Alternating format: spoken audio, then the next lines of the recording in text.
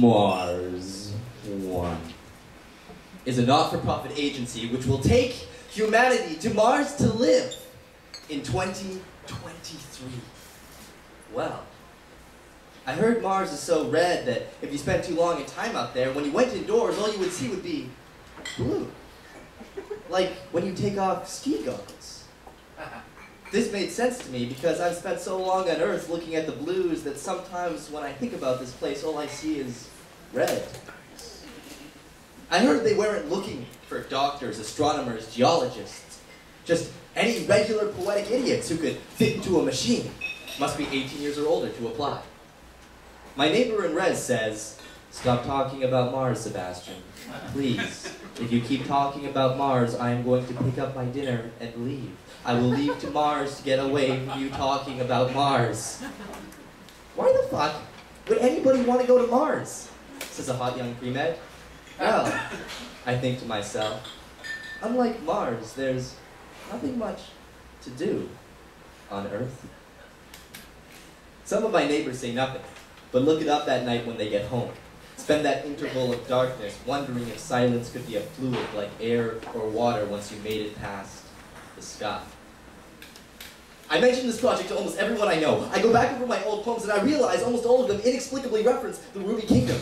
Mars is hovering in my poems about love, about boxing. Mars is in my chin, on my teeth, my fists. Mars is in the ghost-skin footsteps that pace the halls in the limbo of sleeplessness.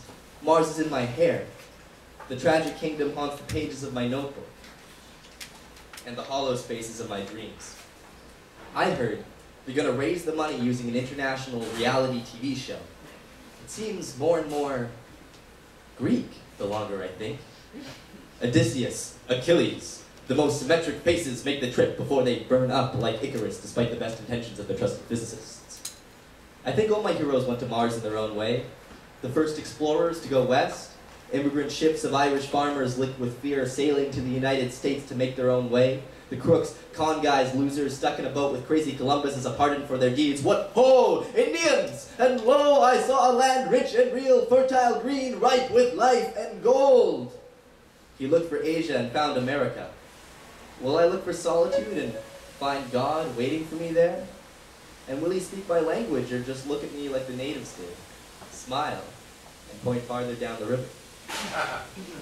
Could you tell me, Sebastian, why you would like to go to Mars? Well, sir, there's an old Arabian poem that goes like this. It goes, "Are you like me? Were you born to live in the forest instead of the kingdom?" I told Shakespeare about my time with Earth, how us breaking up felt like the end of the world. I said, "Teach me how I should forget." He said, "Give liberty into thine eyes. Examine other beauties." And so a love song began between a young man and an orbiting shadow of surrender.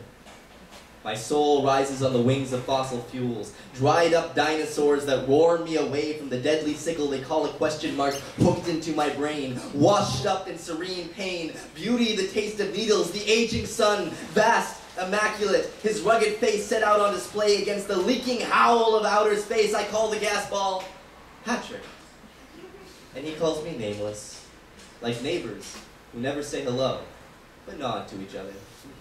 Day after day after day, on Mars, my home, the Roman stone, my empty bones alone, until the morning, the morning, the morning of my death. Thank you. Yeah!